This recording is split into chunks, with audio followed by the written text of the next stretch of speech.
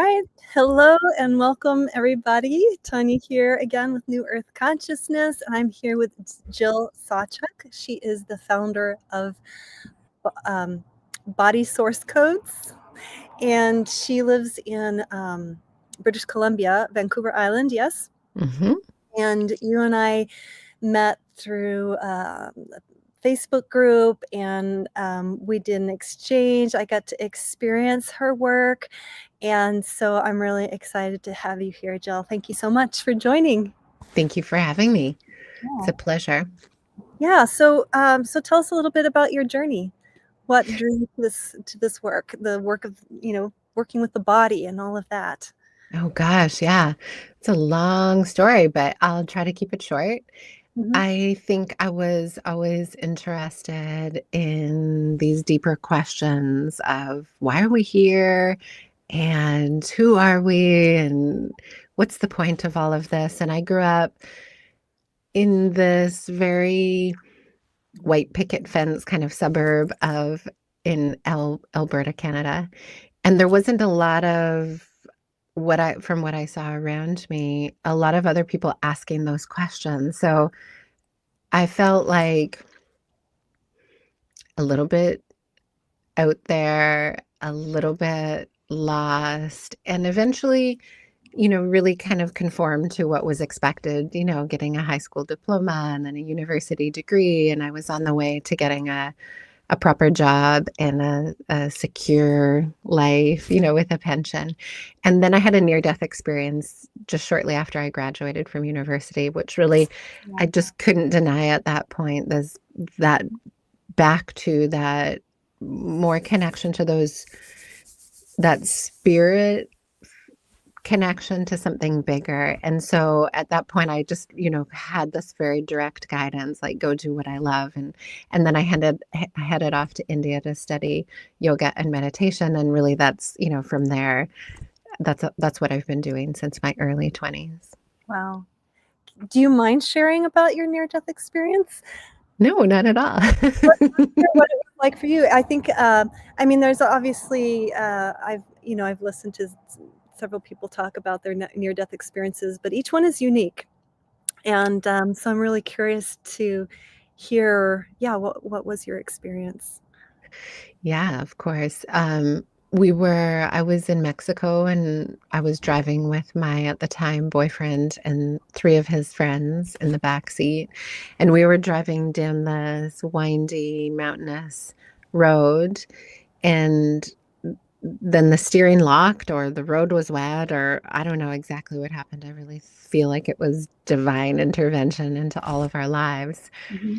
And as we were flying off of this mountain, I couldn't help but hear this very strong and repetitive voice or phrase that was saying, "Are you doing what you love? Are you happy? Are you doing what you love? Are you happy?" And we were falling, in mid-air, flipping twice, and we landed on the roof of the car, kind of hanging upside down by our seatbelts, and none of us were hurt. I don't know how really we survived that without any injury, but there was just this distinct decision in that moment, like, I'm not going to continue to teach high school. I'm going to pursue these deeper questions. And I felt like that path was through, an inner journey of meditation and yoga. Yeah.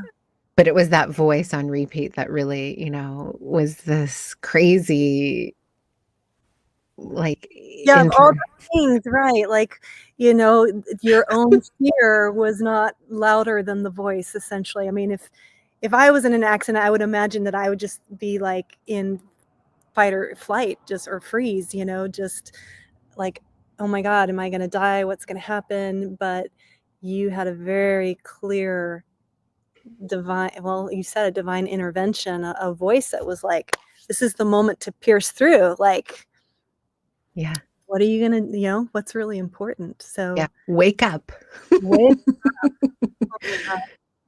Wow. So yoga and meditation and then talk to us about the body source code method.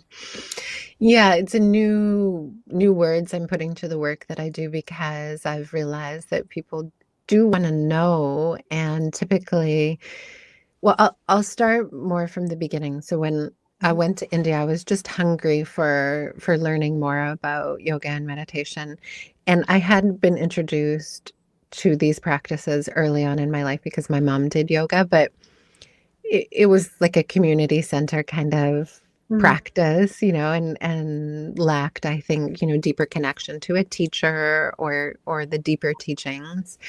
And so the beginning of my search, I tried all kinds of things. I got trained in the Shivananda ashram, and I did a lot of teacher trainings and workshops and things when I was living in Mexico. And then it was when I found my teacher, who I would still consider to be my teacher, Diane Long, who had studied with Vanda Scaravelli, who wrote Awakening the Spine, and Diane's written notes on yoga. But they've never called this way of working anything purposefully so it can remain very rich and alive and stay away from, I would say, the corruption of power or capitalism or business or marketing, or where Like, we it wasn't trademarked, essentially. exactly, exactly. And Yeah. it's a very unique approach to movement or body awareness or relationship to the body or breath or gravity. And so for the longest time, people would say, well, what kind of yoga is this? And there were no words, there were just, you got to try it, come and feel it. I don't know. I learned it from my teacher, Diane Long, and she learned it from her teacher, Vanda Scaravelli. And I was actually teaching a group in Utah, and one of the gentlemen in the group said that you got to call this something about body and source and reconnecting. And it was the first time that I thought, yeah, it is kind of like we're tapping into source Mhm. energy or source wisdom, and it is through the body.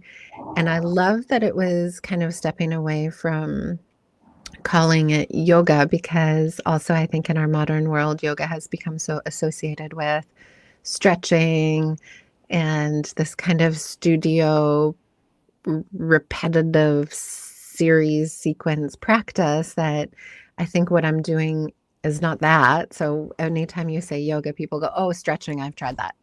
Mhm. Yeah. You know, Yeah. I've done yoga. Yeah. So these words like body source codes, I think felt really in alignment with, in that what I believe I'm doing in the work that I'm doing is I'm empowering people to tap into their body to access their own unique core codes that have been granted to them by source, but everybody's information, I think, is different, and they unlock it, and it's through the body. So those words just really resonated with me, but they're new to me, and it's very, it's still taking me a little bit of grappling with calling this something, because I do believe it is, kind of universal wisdom, and Yeah. it's not mine. Right. Right. Well, it's, my experience of it, it's interesting. I didn't realize I was also trained in Shivananda yoga. So um, my experience of it is, well, and I think it's part of our programming, or the way we've been programmed, as children, let's say, so to speak, that, here's the pose, here's how you do it, hold it, now be still, don't move, hold it. And there's this idea of, I think, perfectionism of what you think a pose should look like, how you should be breathing. And I know that in my practice, I felt like I hit a point where I didn't really feel like it was doing anything for me anymore. And I think because of the rigidity of holding these poses, and when I had my session with you, you were talking about, it really hit home when you said, how when you meditate, you're supposed to sit like this, and then you're like, okay, just be a statue. um, and so my experience in working with you and you kind of leading me through it was like, oh yeah, no, there's permission to move. Like there's permission to do the subtle movements and your guidance in, because you've looked at so many people's bodies and how they're holding themselves, like you really have an eye and be able to look at, be like, I bet you don't even notice that you're holding your chin up, or you're doing this, or you're doing, like just play. And what I loved about it, it wasn't that you were saying, oh, you're doing it wrong. There's none of that. It's just kind of like, well, I see you're doing this. Now try this on. And then, a shift. And what was so powerful for me in just that one session was that all of your guidance and the subtle shifts that you were taking me through, because you were actually watching me and really encouraging me to really explore my body from within, that I was like, oh, wow. Oh, okay. And then afterwards, I felt literally so vibrant. It was fascinating. I was like, wow, I feel really like all of my cells in my body feel really awake. Like I felt like I felt more expanded, like I was taking Mm. up more space within my body. And I think, yeah, so that was my experience. I don't know what your other clients say, but um, it really resonates what you say. It's like it's about bringing spirit and body together, right? Like one of the things that you said was like life is being lived through us, right? It's movement, it's moving, it's alive, it's breathing, it's not static. So yeah, maybe speak more to that. I'm curious Yeah. why what is that? I love that. I love your description of it. I think it's fantastic.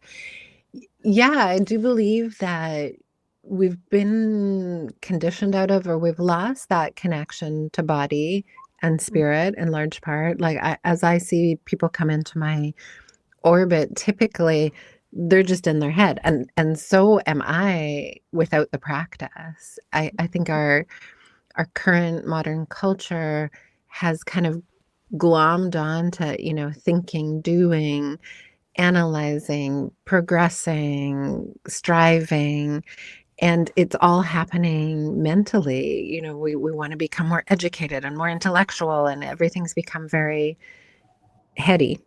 Mhm. And so I think this invitation into this practice gives us this opportunity to again experience, and it really literally is the information is inside. So I feel Mhm. like my guidance or my instruction is just saying to people like, what if you notice where your head is sitting on your skull sits on the cervical vertebra one, right? And everybody can experience that even as they're listening or if they're Mhm. watching, noticing that you do have a physical skull, which houses your brain, which is thinking like, what, huh? Analyzing, listening, conceptualizing, remembering, all the things it does. But that brain sits in a physical anatomical skull. Mhm. And then we can have this experience of noticing, well, the skull sits on a spine. And if we start to get curious about our anatomy, our physical structures, and we go inside there and start feeling and experiencing that for ourselves, we start to notice again these subtle things like, well, there's breath, right? Like I can feel breath coming and going, or I can feel subtle tension or subtle misalignment, or, subtle pulling forward or subtle pulling back or to the right or the left. We can begin to experience that, what the body is showing us as a map to what's going on inside of us. And then I think inherently there's a part of us, this higher consciousness or this creator within us that knows where that beauty or balance or joy or harmony can come through, right? There's these certain pathways, these certain centers, these certain relationships that allow life. And I think we can feel both the contrast if we pay attention to ourselves and the body. We can feel when there's contraction, imbalance, dis-ease, strain, pain. Mhm.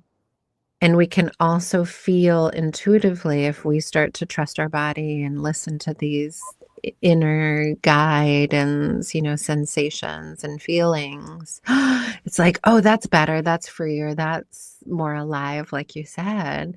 And if we devote ourselves to a daily practice, I think that only becomes more and more obvious to us as we remember what feeling is, as we remember that we have a body. I think it connects us to that higher thing, different, bigger thing. Mm. And then we start to see the mind as like useful for like following a recipe or responding to an email or Mm. doing something kind of logical or rational. Um, but other than that, the brain is kind of boring and Mhm. creates loops, right? Mhm. Right.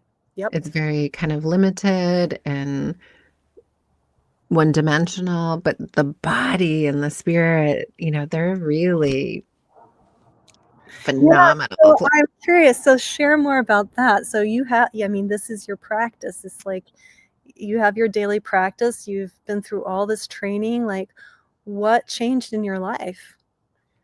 From that? Yeah.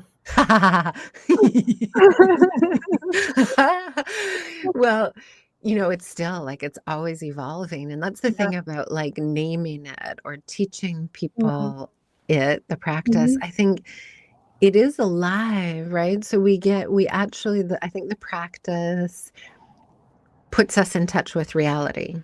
It allows us to see what is actually going on, not what we think is going on, like the stories that we tell or the Mhm. projections that we create or the memories we have.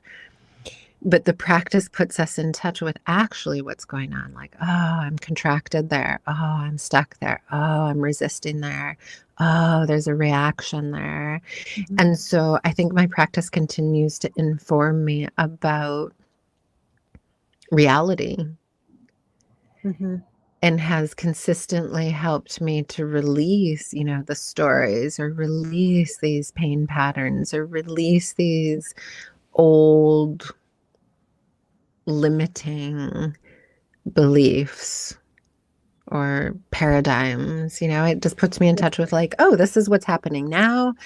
This feels um heavy, contracted, locked, and stuck. Oh, this is the path to being more open or free or easeful. So it just Mhm. continues to inform me, I think, about what direction I need to take, whether that's up or down or in or out or right or left or Right. forward or back. It's like in the moment. Like, I'm curious, like when you I think if someone doesn't have a practice where they're cultivating that awareness of their body, that we can tend to be more reactive, right? Somebody Mhm. says something, "Oh, I clamp down. Oh, I'm really pissed. Now I'm gonna," whatever. Whereas, like, and I experienced this the other day just because I also, kind of try to cultivate mindfulness. There was this interaction that triggered something within me, and I was like, as I'm in the middle of the conversation with this person, I'm like, "Oh, wow, I'm noticing this twinge of fear, and I'm noticing I'm giving my power away, like, wait a minute, what's really going on here?" And just being able to, like, "Okay, let's just drop that. Let Yeah, that go in the moment," and just kinda be curious about what's unfolding rather than, "Okay, now I'm gonna react, or I'm gonna contract and protect myself or freeze," or all the different things that we can get triggered into these states of, yeah, like the patterns, the traumas, whatever. exactly. Yeah. Yeah, exactly. And I think, and who knows why this information or these practices or these teachings come through and flow through who to be interpreted by who in what way. But it does definitely feel like there's kind of this opportunity in these practices where we do get to make a bit of an evolutionary leap, right? Because our wiring definitely, like this reptilian part of our brain, the older part of our brain, Mhm. developed exactly for what you're describing, right? It's like to protect us. Mm. There's a threat, Yeah. we perceive it, and then we freeze or flee or Mhm. fight. And I think we're gaining this awareness. It's like we're gaining this kind of leap in consciousness where we're beginning to be able to witness that. It's like, oh, I can feel this reaction inside of me.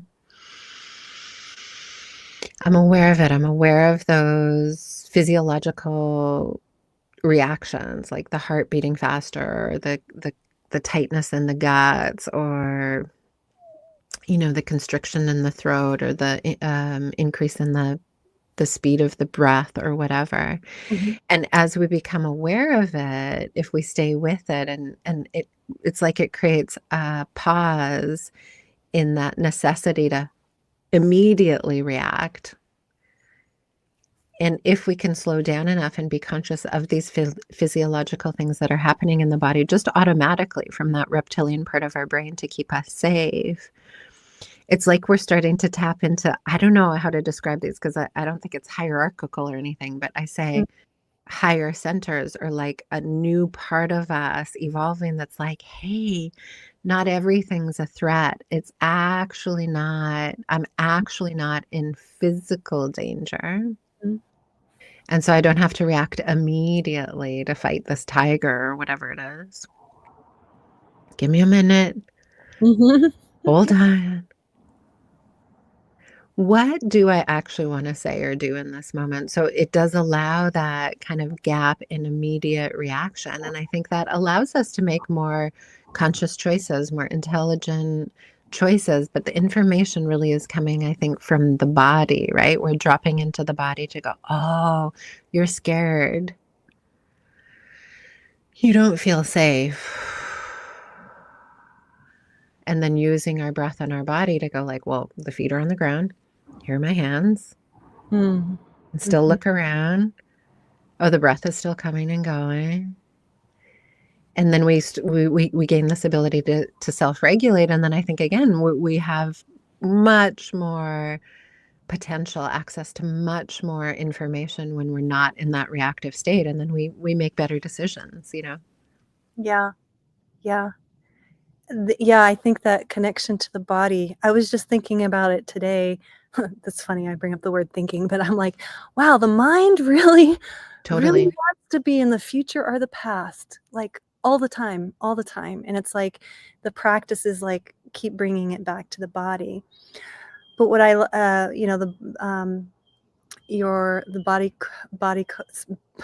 body source code method, um,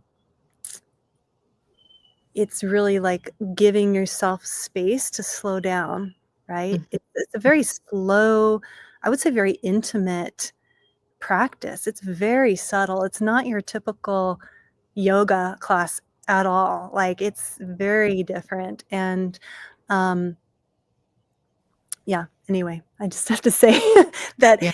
when you're really what I notice of being in the practice is that when you're really, as you're guiding me and, like, bringing my awareness to the tension of my body, my mind isn't thinking about anything. I'm not thinking about, "Oh, how am I gonna, like, what am I gonna write on Facebook tomorrow?" Or, you know, "Where do I wanna go on vacation in the summer?" Or, like, how do I deal with this like, my mind is not going off in the future or the past. It's really in that moment. You're, I feel like it does, um yeah, I mean, you said it. It's like the body holds the codes, and when we're bringing the awareness in connection with the body, it's like it's activating something. There's something going on there. There's either light or I don't know, it's just like it brings life just through our awareness. It's bringing that energy back into here, Mhm. rather than, in the head or not even being in our body at all. Maybe we're just off somewhere daydreaming. Yeah, and we're There. disconnected. We're disconnected, and we're just totally, Yeah. I don't know, we're in a different, yeah, we're not present, which is Yeah. where all the potential is that you're talking about. Yeah, I think that's the biggest shift, and the most challenging thing about what I teach that I see is movement out of the brain and into the body for information. And it's really fascinating to watch people go there, get a bunch of information from the body, have all this like insight and Mhm. delight and freedom, and then go, okay, how am I going to do this again? Yeah, yeah, yeah, yeah, totally. Oh, oh, yeah, yeah, and give me more of that. and it's inevitable because that's the reality is we have created this identification with thinking that it's where the power is. Like if I just figure it out, if I just analyze it and sort it out perfectly and organize it and then memorize it and repeat it, I'll be able to get what I want. Mhm. We're caught in that, and I think that's what I see globally too. We're all dreaming of some shift, some answer. We just saw it play out in the States with this election. We thought like, oh, if this person wins, and other people thought if this person wins, it's like, I look at it and I think, what we're gonna win when we recognize it's not out there. The Mhm. answers are not out there. They don't lie within a party or a structure or a system. The Yeah. answers that we're looking for are like, oh, come on, guys. Let's go in here. Yeah, there it is. And it's so radical, I think, because it requires us to kind of trust that we can continue to go in there and and let bubble up what wants to happen and offer it, express it, and then don't worry about where it leads to. Yes. Right. And, Yes. and that's this kind of this is this evolutionary leap I think we're kind of moving through that's a bit painful because it's like, I don't know, is that safe? Because there's Yeah. still a deep part of us that anytime there's anything unfamiliar, that's a threat to that part of the brain, right? It's like, well, if I don't know what's going to happen, I can't trust that. Mhm. So I think, the interesting thing about this practice, if people get tuned into it, is we start to experience through the body. It's like, I don't know what's going to happen. But the arm went out and that was okay. That was actually amazing. I don't know what's going to happen. But then the arm wanted to go up. And you know what? That's okay. I didn't plan it. I didn't Mm. force it. I didn't insist on it. But things keep happening, movements keep happening as I pay attention and follow where the freedom is, where the joy is, where the delight is, where the ease is. It's like if I keep following that, it actually continues to lead me where I need to go. And I don't need to know 10 steps ahead. I just need to know with certainty that I'm following that information moment to moment and let it guide me. But it's a radical step from what we've been doing, I think, in Oh, our modern world. oh, yeah. It's hardcore. It's a hardcore break from everything that we've been trained and groomed to do, you know? I mean, it's Yeah, just in and that's that's challenging. I mean, it's creating a whole new I mean, you're creating new neural pathways, right? you And got it. when they're brand new like that, it takes time to cultivate and develop that and just yeah, I would say it takes a great amount of patience and willingness to be in the dark, so to speak, of Yep, just yeah, allowing yourself to experience with that what's there without. I think the key is not to have there's not you're not working towards an outcome with this practice, right? You're not exactly. looking for a result, which is Exactly. how we're conditioned. Well, what's the result? Like how often? Like I mean, I have to laugh because um, being an online entrepreneur, right? They're always saying, "Well, what's the outcome of your work?" Yes. And it's just like, oh. I know. I'm with you.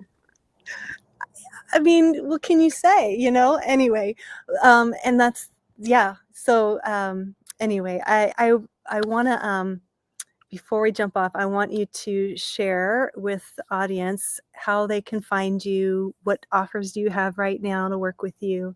Yeah, that's actually great timing. This Saturday, November 30th, 10 p.m. Pacific, I'm actually doing a live free masterclass just to give people a taste. I've called it Ways to Reduce Stress and Boost Energy. But again, these are just words that I think, help people tune into like everybody wants less stress, everybody wants more energy, but it's just tastes of these teachings, Yeah, right? there's so much more. Yeah, so you can find a link on my Facebook for that. Jill Sawchuk is my Facebook. Mhm, And if people wanted to go to my website, it is yogajill with one L.com. mhm. There's a contact page there so people can reach out that way or DM me. But for sure, if you're like, what are these teachings? What are you talking about?